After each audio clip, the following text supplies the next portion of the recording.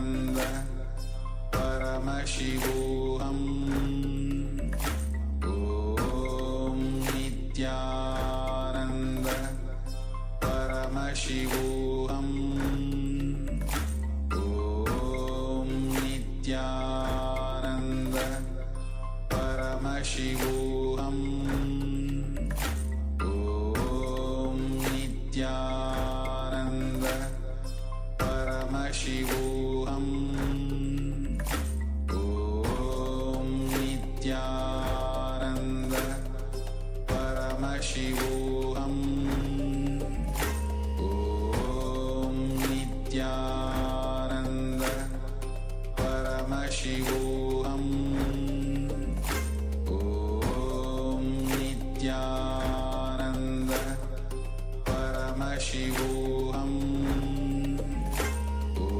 Om Nityananda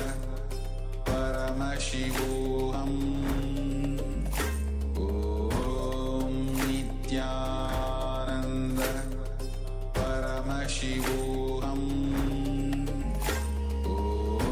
Om Nityananda Paramashivoham Om Nityananda Paramashivoham Om Nityananda Paramashivoham Om Nityananda Paramashivoham Om Nityananda Paramashivoham Om Nityananda Paramashivoham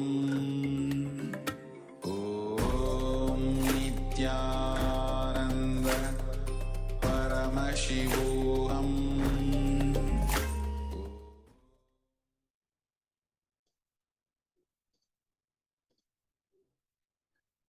Yes. So now it's time. You can remove your eye bands and share with us what was revealed to you in your third eye, what Swamiji revealed, what you saw.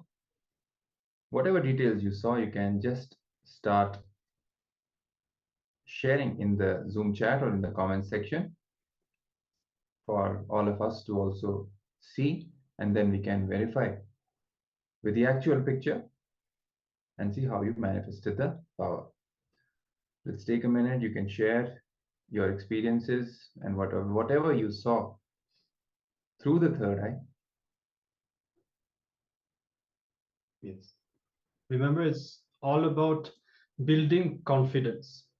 Yes. Ma Shukrendraananda is saying a very sharp angle, and she's also saw clouds, the color yellow, blue, red. Great. Others?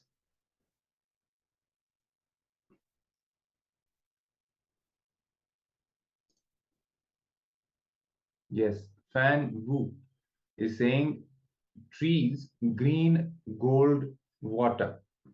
Okay, wonderful. More participants can also share whatever they saw. Anyone else?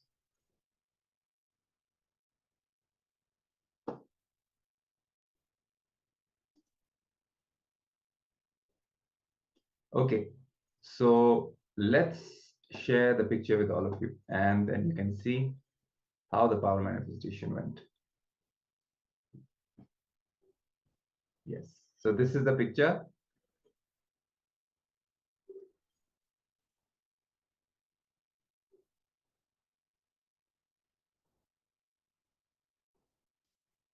Yes, Sri Leng, they saw the pink flower. Okay, so people have seen different kinds of things, different colors and different features. For example, trees, they've seen green, they've seen gold, they've seen water, even the colors, for example, yellow, blue, red.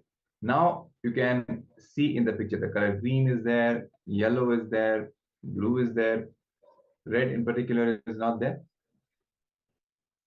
But so many details are, you can see, are being matched. For example, even a very sharp angle, the beak itself, we can see is at a very sharp angle, of course. And you can see how you are starting to manifest this power by all these details. If you can see how many details are matching. Yes, congratulations to all of those who have manifested this power.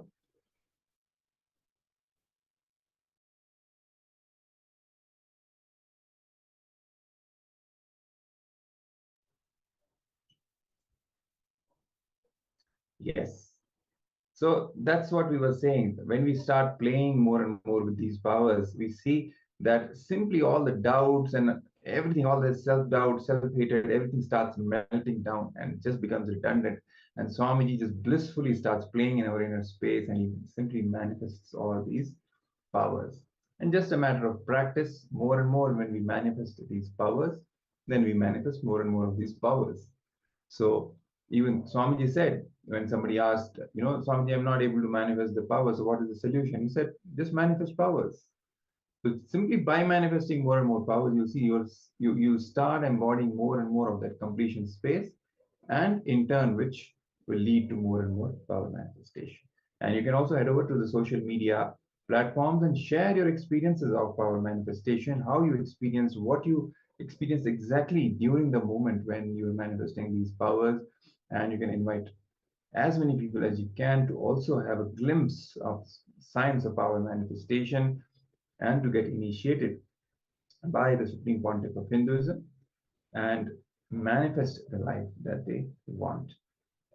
Yes, and so this brings us to the end of this power manifestation session, and we will be now heading over to the next jnana session, the next session, which is going to be on the topic of the power of love. Yes. So let's now start our next session on the power of love and how love transforms us, what all it does. All of us have our own understanding of what is love, but let's discover what Swamiji reveals about love. Now, you might have experienced some incidents like this in your life. For example, a girl who is afraid to cross the street, a busy street, sees her child run across the road, and then she just jumps onto the road to save her child without a single thought about her own safety. So we should understand how she has lost her fear all of a sudden, just the moment she sees that her child is in danger. The fear that she was having about the street and crossing the street is completely removed and has disappeared from her inner space in just a few seconds. Now, the reason for that is that the love for her child, that love was awakened.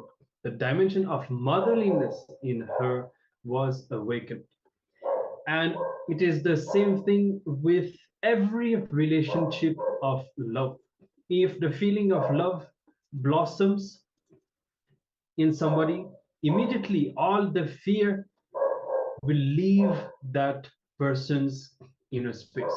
So love has that power. Whenever we experience love, it completely removes all our fears.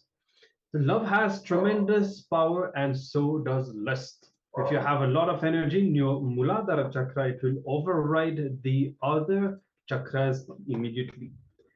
There will not be any fear in your Swadhisthana chakra, and there will be no worries in your Manipuraka chakra. When the love is awakened, all these other emotions, the worries and the fear, all the supply of energy to these chakras and these emotion is cut. This is the power of love. These higher chakras will not work when the Muladhara chakra has the full power. Without the person's knowledge, it will unleash the latent potential, the unknown potential inside it, and it will spread its potential around us too. As we remember in that story, not only the fear disappears, but that mother is now empowered to act powerfully and save her child without hesitation. Yes.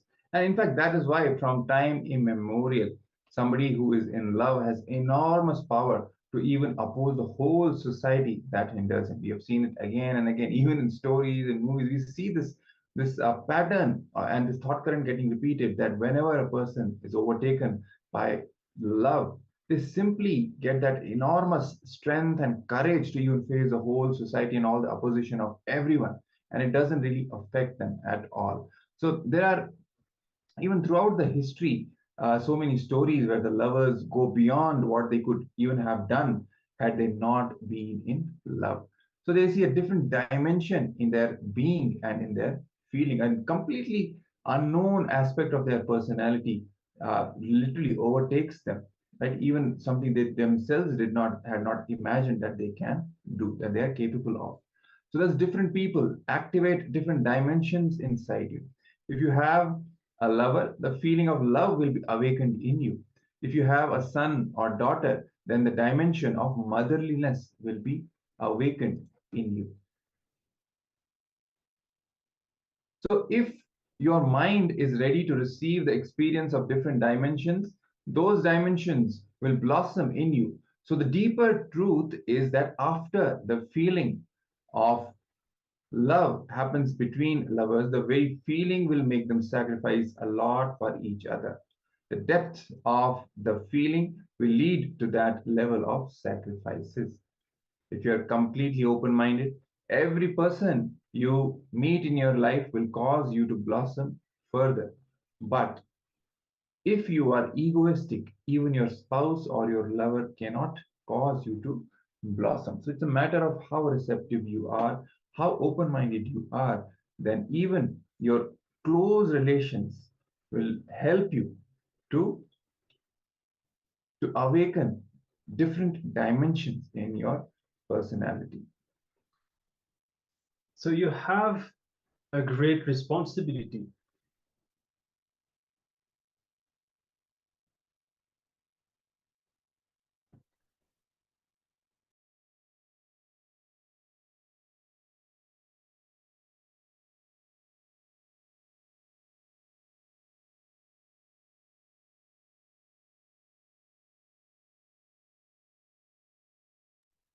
Yes, sorry for the technical glitch, we're back. You have a great responsibility to create an open and non-egoistic mind before entering into a relationship, such as between husband and wife or between lovers. Then the very feeling will transform you eternally. So if this eternal transformation does not happen, then you will be missing a major dimension of life. If a husband and wife are unable to create that kind of a feeling of being without ego, then the relationship cannot be called a relationship. It is similar even to the physical relationship in animals. A true relationship is nothing but creating the transformational impact on the being or at the feeling level with each other. So this is how every person in our life awakens different dimensions of ourselves. But if we are stuck in ego, not allowing this love energy to make us grow, then we will miss major dimensions of our life. Now, why are we not able to feel true love? It is because of our samskaras, the emotional attachment to the past memories. For example, your computer has a certain amount of memory. Now, if it is filled with too many high resolution pictures, it means that your emotional attachment is to too many things, and all your memory space will be occupied.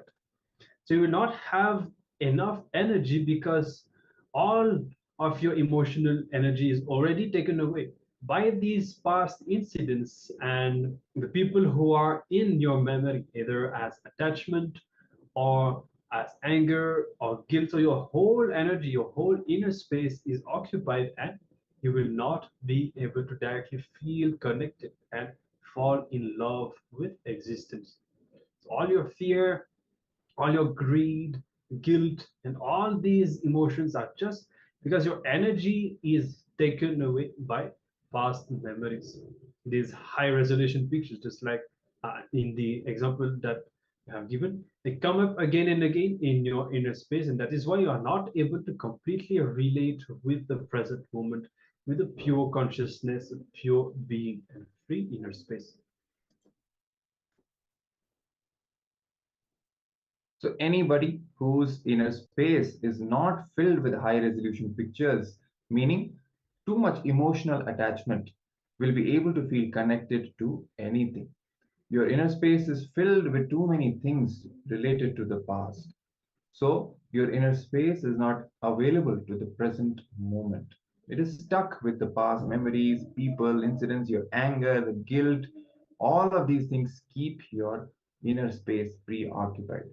You can only love or feel connected to the people or objects falling in tune with the past memories you loved. If you can drop the emotional attachment to the past, suddenly you will see you have so much of inner space available to you. You can then directly open up to anybody who is in front of you without asking for his or her past. So let's now watch a short clip where the Supreme Pontiff of Hinduism will expand more on the subject of love and the power of love and take us to a deeper understanding of this beautiful experience, rather, more than just a concept. So let's watch.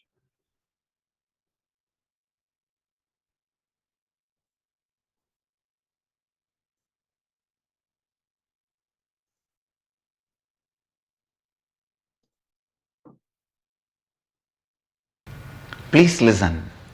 Now I am going to make a very important sacred secret. Going to make a very important statement.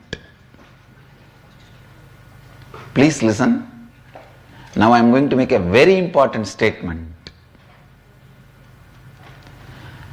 Love of the Master enters into you, completes you, fulfills you, and turns back as love for the Master and enlightens you. Listen. Love of the Master enters into you, fulfills you, completes you, turns around and flows as love for the Master and liberates you.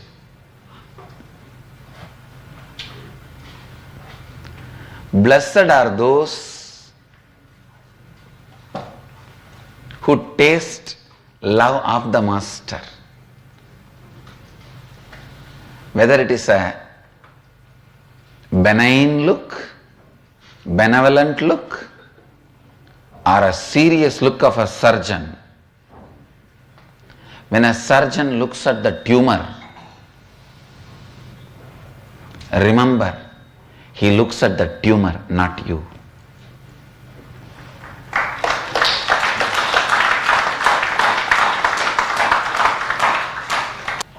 Unfortunately, when I look at the tumor, to terrorize the tumor, you mistake I am looking at you. Understand, decide clearly to hate what Master hates, to love what Master loves. In every one of you, there is a part Master loves. Love that part, cherish that part, nourish that part, entertain that part, enrich that part, that will enlighten you. In every one of you, there is one part Master hates. Hate that, destroy it, complete it, drop it. That will be a great liberation for you. Listen. It is love of the master enters into you. It can be as simple as Nayana Diksha, his eyes falling on you. I have created a new Diksha, new initiation, with which successfully I have initiated millions. I have to give a new name for it, smiling Diksha. Just a smile. It goes and does the job and it never comes back empty-handed, brings the person alive.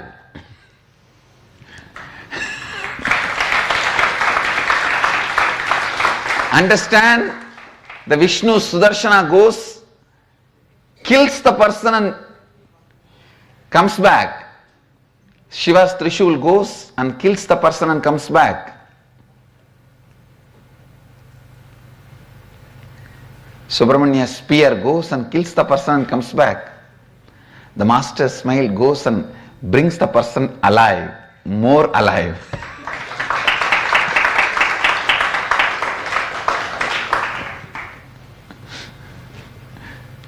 We can come up with a new name. Smile Diksha. It can be as simple as a look, smile, or a blessing, Tatastu, or as simple as a like in the Facebook.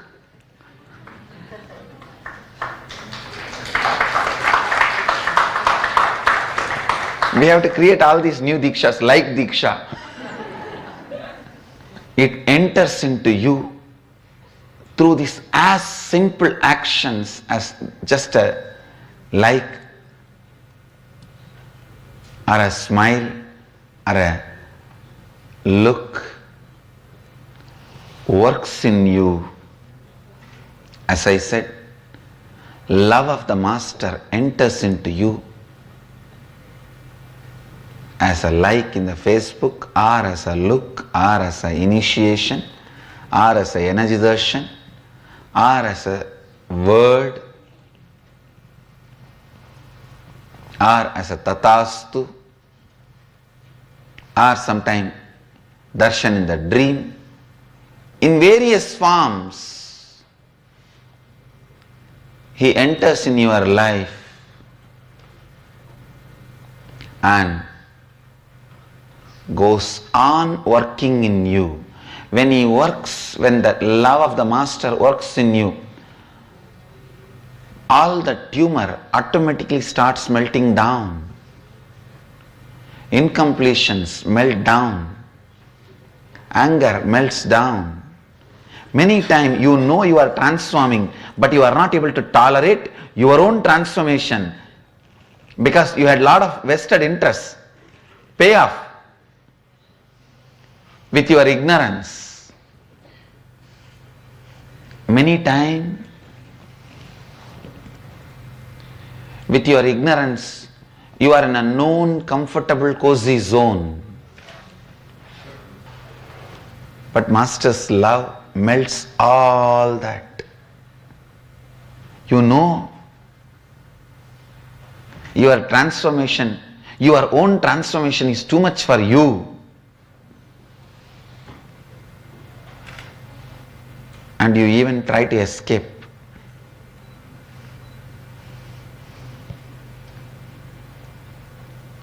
But his love is so powerful. He continues to work, continues to work, continues to work. Only one thing, don't shut the pipeline through which he is supplying the love. Shutting the pipeline means either escaping, running away, disappearing, or never allowing him to train you. I have seen few people. You can't train them. They will fall into depression or they will run away. They always, their one leg is outside.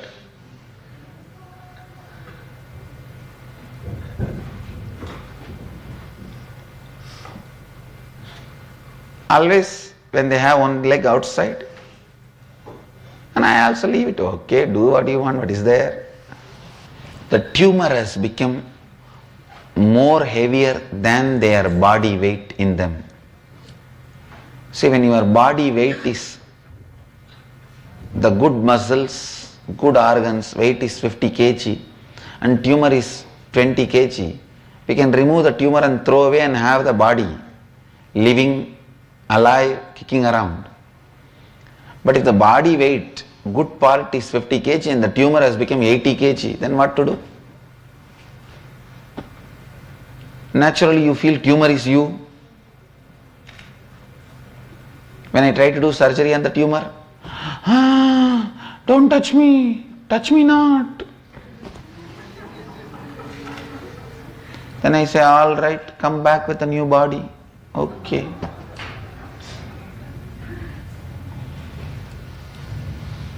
Don't become untrainable. I tell you, I really tell you, you will find crores of temples, lakhs of monasteries, thousands of gurus, but only very few incarnations.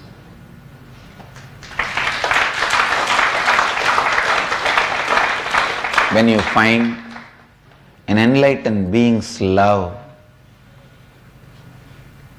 when you are fortunate enough to taste. Sorry for cutting the clip short. Actually, we will now be moving to the most awaited segment of every day of Paramashivoham, that is the live darshan from the Supreme Pontiff of Hinduism himself. So we'll all be getting ready to receive the live darshan from Swamiji and getting initiated and blessed, and he'll be showering his blessings and boons upon all of us. So before the darshan begins, we'll have a short pre-darshan preparation segment. So let's immediately head over to the pre-darshan segment and then be ready to receive the Supreme Pontiff of Hinduism himself. And we'll be getting back after the darshan and continuing with the session. Nityanand. Ayana Diksha means just by a look. Swamiji transmits his very own inner space to you and transmits his very energy to you. That is what is this initiation.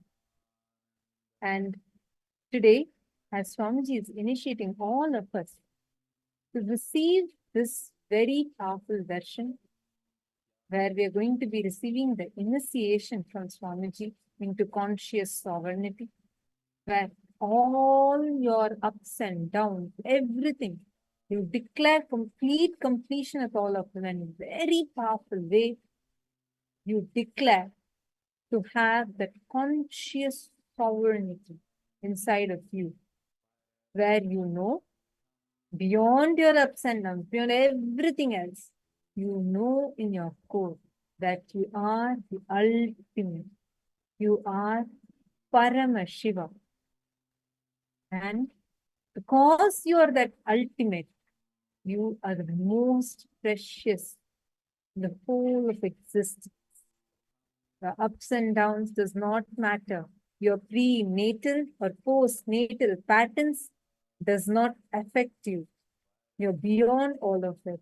Understanding that and reclaiming your conscious sovereignty. That conscious sovereignty is what Swamiji is going to be initiating all of us in.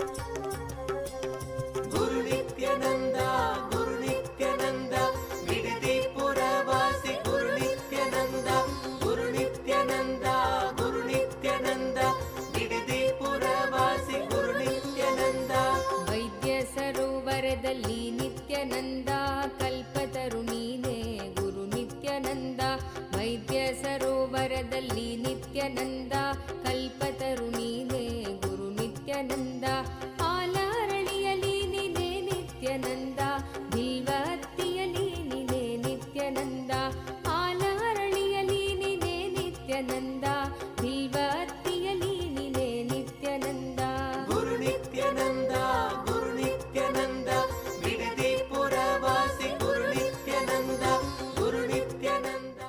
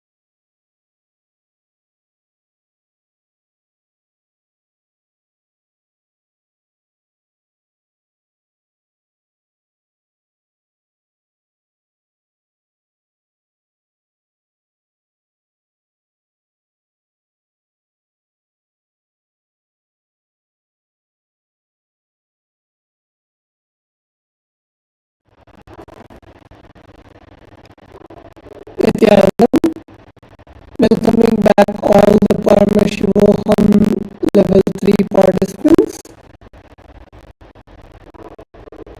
As we were entering into the darshan preparation, let's all get ready to receive the darshan of Bhagavan Lingobhava. As we were seeing, Bhagavan Lingobhava is the manifestation of Paramashiva, where Paramashiva manifested as a light shaft to give the enlightenment to Lord Brahma and Mahavishnu, and literally grace the whole world in the form of Lingobhava. And let us now see the Shastra Pramana, the scriptural reference of the manifestation of Lingobhava.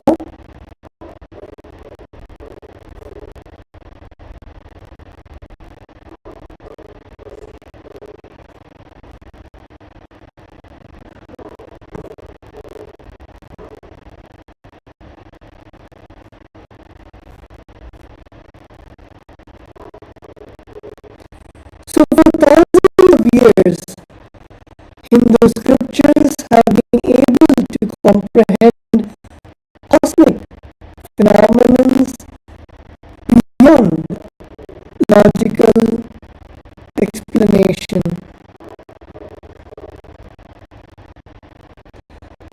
Documenting every single event, including the Big Bang and black holes, manifesting simultaneously, spontaneously, and synergetically.